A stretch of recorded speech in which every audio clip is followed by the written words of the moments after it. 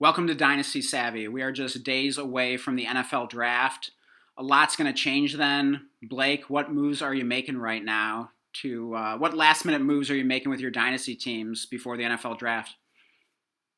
Yeah, I think that's this is a good time to get an edge on your league mates and take advantage of what narratives are going around right now, right? What are the narratives right now? We got the 107's kind of locked in stone. Some people are kind of getting on the 108. It depends on who you talk to, but those picks are like absolute gold, and I agree. Running backs suck apparently. You know, and this is a crazy wide receiver class, which it is. But you know, beyond that, those are kind of like the main narratives. Is there anything else you can think of, Dan, to add in there? Yeah, I mean, those are the main things. And it's easy, like, because these things just get like, we hear these things and then, we parrot them and then you just sort of take everything for granted. And it's just like, Yeah, well, wait a minute. Like, are all these things completely true? Are they as yeah, true as everyone's making them out to be? Or are we just in some big, like, echo chamber? So it's definitely a good thing to be aware of. And yeah, I think kind of the point you were alluding to is that, it's not the worst idea in the world to bet against some of these narratives because there's going to be some room there. Things aren't going to be exactly the way these narratives are making them out to be, so there's going to be some value to be had potentially by betting against some of those. So it's just a good thing to keep in mind, that just to not just believe that everything is set in stone and black and white, that, the receivers are amazing, the running backs are terrible, and, yeah, the tier break is at the top 7 or the top 8, a lot could change based on, of course, the landing spots, the draft capital that all these rookies receive. So, yeah, yeah, definitely a lot's going to change, and it's just important to remember that things aren't as clear as everyone's is making them out to be. So yeah, be willing to bet against some things at times. And I know that one thing that both you and I believe in doing before the NFL draft is in our with our rookie picks, we both like trading up as much as possible, yeah, as long as it's at a yeah, reasonable price, because that's going to give you a lot more flexibility, a lot more options when you're on the clock in your rookie draft. Because if you've moved up, then when you are on the clock, you have the option to either make that pick. Maybe there's a player there that fell to you that yeah, weren't sure was going to be there, and now you're so excited that you traded up and can like pick this player that you really want.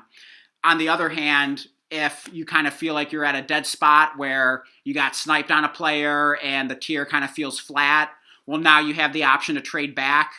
yeah. And there's Kind usually of at pivot. least going to be one other manager in your league, as long as it's relatively active, that's Yeah, willing to trade up and get that pick. And you can trade back and probably collect assets that are comparable in value to what you gave away when you first traded up to that spot. yeah, exactly. I think that's a great point. And what's crazy to me is as much as again, like that's the point we're making, and I completely agree with that. There is a point where these picks I'm washed of all my top 7 picks. As funny as that sounds, because what I'm betting on now is that the top 8, the picks I'm targeting are picks 108 to kind of 110 range. Mm-hmm. 109 and 108 are a really sweet spot. We'll talk to about a trade we made, kind of getting ahead of the market on the 108. But before that, I traded away multiple, like 3 or 4 102s, multiple 101, multiple 103, 4, like, and I'm getting Joe Burrows, Hurts,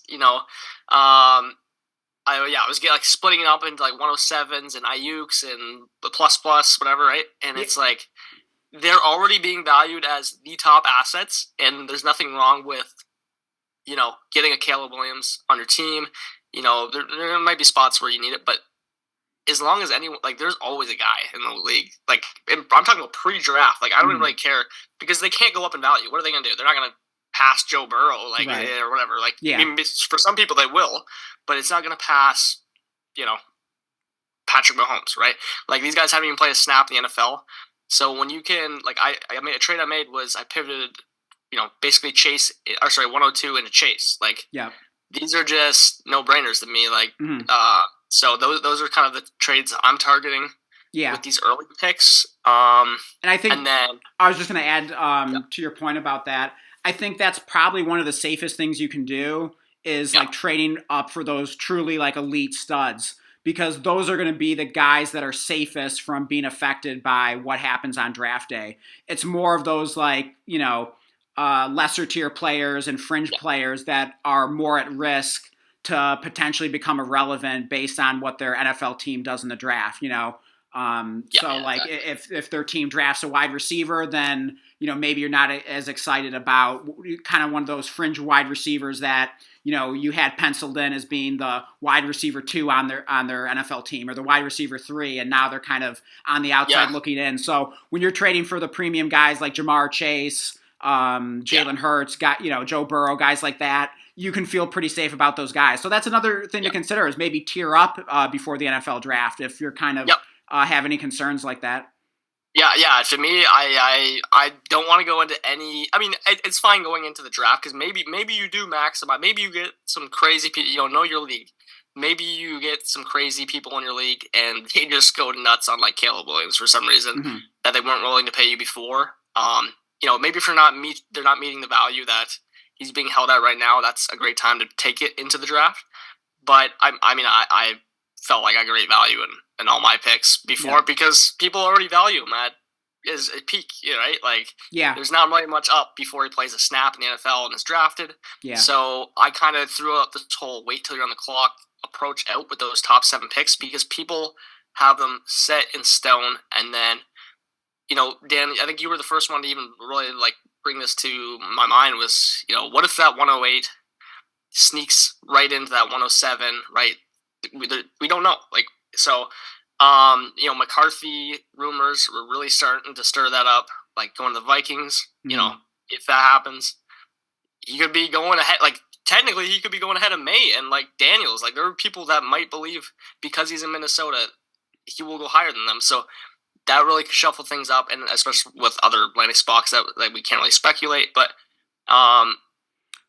like grabbing that 108.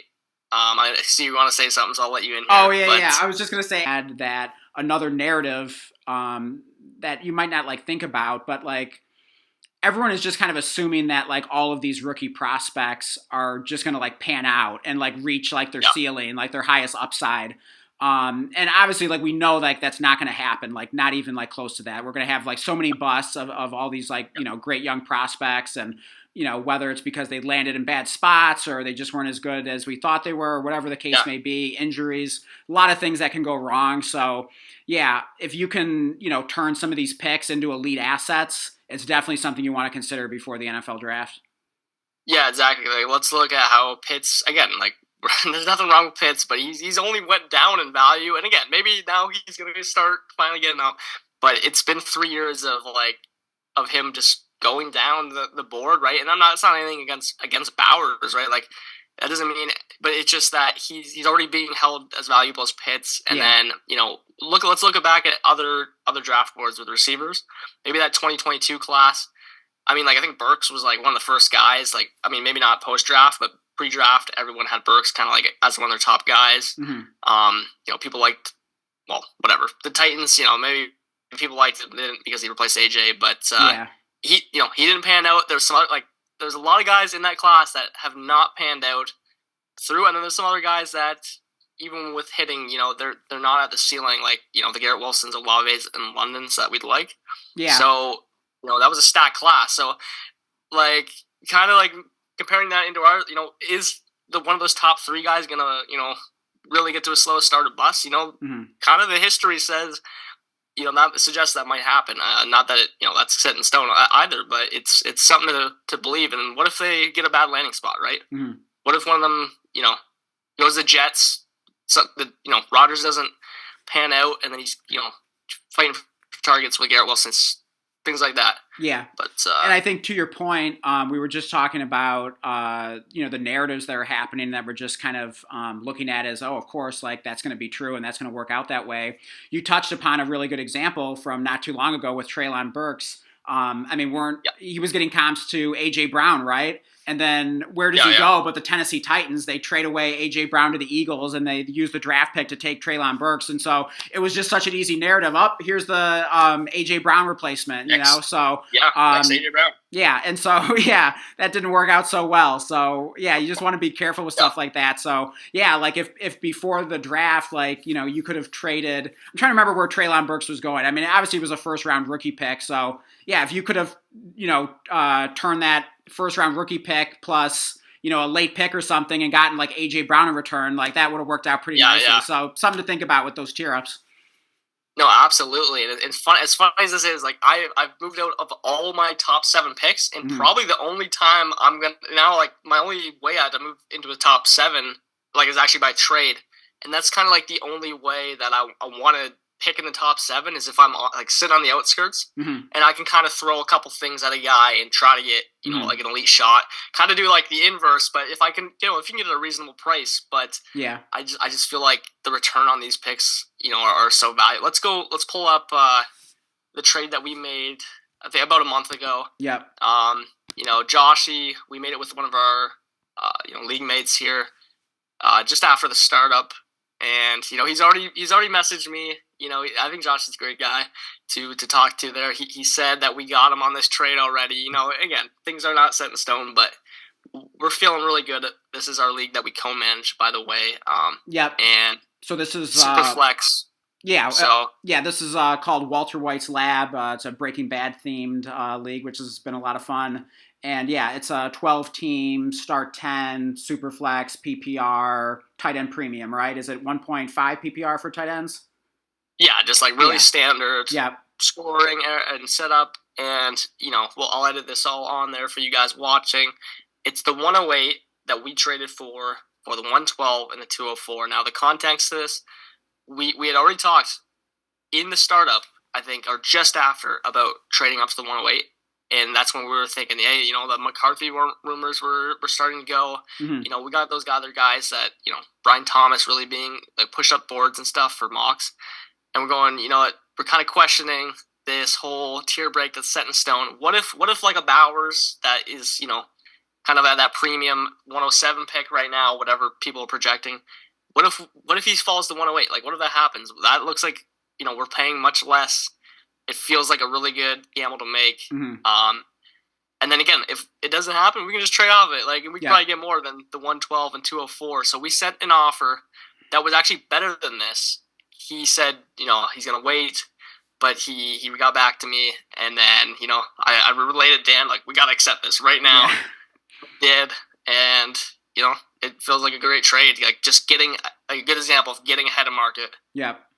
Yeah, absolutely. Because like you said, when we made this trade, J.J. McCarthy was just starting to kind of climb up draft boards and kind of become a thing where it was like, hey, this guy's probably going to be a top 10 pick in the NFL draft. And, it seemed like, a lot of mock drafts had the Vikings taking him. And so his stock was on the rise. So suddenly that tier of like the top 7 now kind of felt like it was like the top, kind of becoming the top 8. And so we kind of, jumped on that, before it was more, believed by the masses, so to speak. And so, yeah, we kind of got ahead of the market on that. And then also we were talking about other possibilities, like, what if Brian Thomas kind of climbs up into here, if he gets a good landing spot? The Bills are probably going to draft a receiver early. The Chiefs are probably going to draft a receiver early. So, that tier could definitely change. And then all of a sudden, you could have a Brock Bowers fall into you, or someone that you didn't expect, maybe one of those top tier quarterbacks. And then also to your point, kind of another assumption that we just kind of make is that, we kind of come up with like, these draft rankings and like, okay, here's like the top 7 and it's going to go in this order or whatever. But we all know, like, when you get into these dynasty rookie drafts, inevitably something like weird and wacky is going to happen. Like, someone's going to make some crazy pick. Like, they're going to take a running back at like the 106 because he went to the Dallas Cowboys, or he's a Cowboys fan or like whatever, but like something weird and wacky is going to happen. And, Always, yeah. and all of a sudden it's going to be such a shock because you just always had in your mind that like, oh, here was the order. And then something's different is going to happen because at the end of the day, it's human beings and, we have our biases and you never know what someone's going to do until they're on the clock and, they have to make a choice. So we kind of forget that sometimes. And when that happens, value falls to you that you didn't expect to value. And then all of a sudden you thought maybe you were going to be on the outside of that tier at the 108. And all of a sudden you're inside of that and you're getting a premium player. So that's a great example of why it's good to trade up during the draft. And like you said, you can always trade back on the clock. That's a lot easier to do. Yeah, exactly. What's crazy is like one of the leagues that we're in, Grease Bowl there, I selected, if some people will be watching this video from Grease Bowl. I took the 106. Let's just go back to last year. I took the 106 in that league, thinking I'm getting JSN. That was like or Gibbs, sorry, whatever, one of those guys, right? Yeah. And I'm like, that was like set in stone. Those guys are going at 5 and 6. Yeah. In like half my leagues, Gibbs went like 102, and it was like, yeah. And people just, there's these weird things are happening. Yeah. People had later picks and they wanted to get their guy and then like have a quarterback. The top 6 was like scrambled completely past Bijan. Yeah. And like look how that then like really nothing happened weird in the NFL draft other than like really that was kind of just what we projected. Maybe JSN went a little bit later, but like nothing. Just seeing how landing spots panned out just changed people's opinions from what seemed to be set in stone.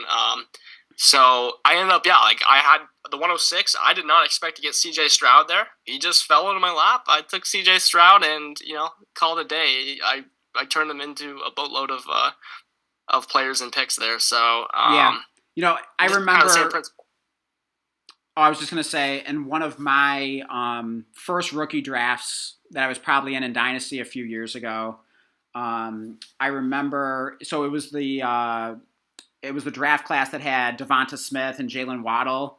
Yep. And it was in the 16-team league that I'm in. So, it's going to be it's a long first round. You got the 16 picks there. And I can't remember exactly where our picks were, but like one was kind of like early to mid and the other was more like kind of mid to late. And I remember with our first pick, Devonta Smith was there. And we were really excited about that because we had Jalen Hurts. So we got the stack there. And, but I guess that kind of made it easy. But we were kind of still debating between like, oh, should we take Smith or Waddle? Both like really good wide receiver prospects. We took Smith for the stack. And then I can't remember all the details, but one or two wacky picks were made. And don't you know it, Jalen Waddle falls to this like mid to late pick. And we couldn't believe it. I in this league, I co-manage it with my brother. And we were ecstatic. You know what I mean? Like we didn't think there was a chance in the world. We end up with both of these like awesome wide receivers. And that was amazing. So you just never know. So like, you if you trade up, or just like basically don't make too many assumptions because like you never know what value could fall to you. Yeah, like I'm guilty of it, and I've been really trying to play against that. And I actually made an interesting trade in one of my leagues, and I kind of was going over with you, and I still you probably I don't know. It's just like I traded the 107 for the 110 and 201, and I actually I threw that up in some kind of chat. Everyone said the 107, and while I get it, like it is a bit of a risk, but like. What's the risk? I just got basically 2 firsts for the 107. Like, what is that player going to be worth in, like, even if he hits? Like, he's going to be worth 2 firsts anyways, right? So, there's so much I can do with the 110 and the 201, especially, after we get these landing spots. People are going to be excited. Maybe one of those Bills receiver, whatever, right? Yeah. Like, so there's a lot of flexibility it gave me, and it was a league where I needed some depth, especially. So splitting up my asset into multiple was like really important. Yeah. Kind of like gambles like that. Now I'm starting to even lean into more like, okay, is the 110 now going to be really severely undervalued? Like I moved back 3 spots and picked up the 201, which, got me Breece Hall in a trade with you, Dan, earlier this week. So, I'm personally willing to take those risks pre-draft and try to get up there quick before people, before it's too late and people realize that, they're dying to get these picks. But yeah, okay. Yeah, so I mean that's interesting. I mean that seems like a pretty good deal. So I mean it's always probably going to be it's usually going to be more risky trading back, before the NFL draft. But I think it's important to stay flexible and stay open to possibilities like that because that's certainly a better deal than Joshy Lips got here. It costs them more having to trade up to the 108. So that does seem like a pretty good deal, and that was for a team of yours that was rebuilding. So, I mean, it just goes to show you don't want to get tunnel vision too much where you're only thinking only trade up, and then you overlook a great opportunity to trade back and basically get essentially what's 2 firsts for the 107. So I think that's a pretty solid deal. But yeah, I mean, you could argue both sides of it, but I mean, you're not going to get too much better for that trading back. So I think it made sense for that team. Yeah. Well, I'd almost want you to argue against it because let's say though, we're getting out of the tier. I know you're a big advocate. And it makes sense. Let's stay on the clock. But that's what I want to do with these picks 108 and beyond. Mm-hmm. Once people really start getting locked in on them. Yeah.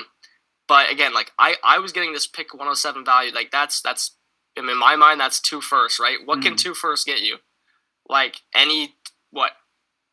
Second, even late second, well, maybe a 3rd, 4th round starter pick. That's where these guys are going anyways, or or even later than that. So yeah, I got back what I would be hoping to get if on the clock, right?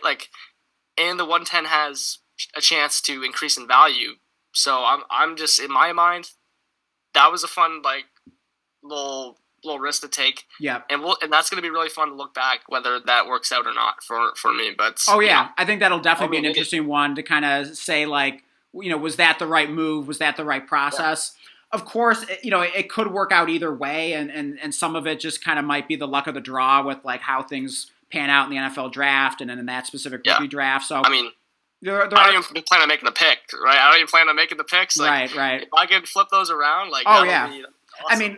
Imagine you're on the clock at the 201, and let's say Ladd McConkey is there, and you got that one guy in the league that is just dying to draft him, and he's willing to throw his random 25 first at you. And let's say you pull up his team and is looking kind of iffy, and this manager, and you're willing to bet against them, and all of a sudden, you may have just hit the jackpot, and you might have an early first and 25 that you get for the 201. So it might sound far-fetched, but I've seen crazier stuff than that happen on the clock when someone is just dying to trade up and get that player that they need to have. The rookie fever is taking over. So. I think it'll be interesting. So I'm really interested to see what you end up doing with those picks and what you turn that into. Yeah. I think it's a good. I think for anyone else in the leagues, everyone seems to think that these picks are this tier break is where it is. What if you could get instead of the 110? I really wanted that 109, but I could not get it. Mm-hmm. In the trade back, which would have been even more ideal. What if you can move from the 107 to the 109 and pick up an early second or something that? To me. Sounds pretty awesome. You probably get better than that too. I mean, who knows what happens? There will be people maybe thinking kind of in our realm of, let's make these moves before the draft, but they're already paying at, absolute top dollar. Yeah. To get these picks. So it's I don't know. I'm not opposed to cashing out there. I see the argument where it's a lot safer to stay on the 107, but I don't always like to play it the safe way, right? That's not how you're going to win the league. Oh, yeah, for sure. And, I mean, that's a perfect example of betting against a narrative because the narrative is basically what? That it's the top, 7 or 8 is the big tier, in this rookie class. So, but to the point we were discussing earlier, what if it ends up not working that way with some of the possibilities we discussed earlier?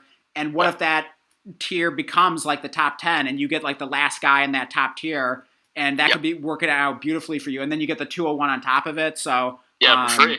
It's, yeah. Right. So that's really fun. Of course, another thing that I like to do before the NFL draft on my dynasty teams is I like clearing roster space for those incoming rookies. And that may seem obvious, of course, but you'd be surprised how many teams out there just end up having to cut a bunch of players and, some players that have value and they just got nothing for them when they may have been able to get fourths for them, maybe thirds in some cases, fab.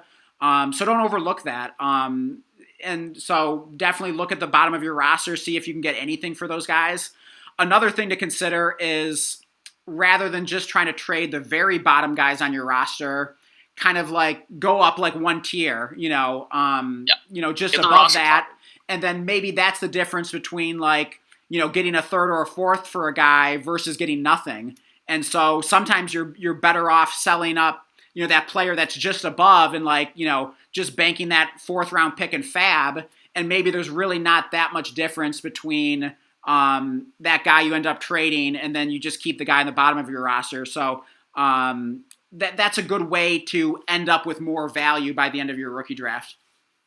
Yeah, again, and you're like the biggest fab advocate. Like, they're like no one in my leagues cares about fab ever, Yeah. which is crazy because it's really just like it's like $3, like a free salary cap in like the UDFA there. I'm sure like NFL teams would love if they could just like pay top dollar for like an Ivan Pace Jr. like little like Vikings like huge signing that panned out. I did that with Puka in a couple leagues, right? Like you can get your guy and you can overpay. If you can just like clear, I got $14 fab from Andrew for like Slayton or something crazy. Oh yeah. Like I could just throw that 14 fab on the best guy on the board that doesn't get drafted. There'll always be guys, especially in this class. So I mean, dumping anything off your roster that's probably going to get cut anyways for literally anything is a good idea. Yeah, for sure. Well, yeah. So those are some moves to make on your dynasty teams before the NFL draft. So we're just days away from it, so we better be making those moves now. And I know you and I are both excited for the NFL draft here. A lot will change, so it'll be interesting to see what happens there. We're hoping to do some coverage perhaps on night one of the NFL draft, so stay tuned for that. Absolutely. Well, yeah. Thank you for watching. Yeah, absolutely. Of course, like and subscribe, and we will see you on the next episode.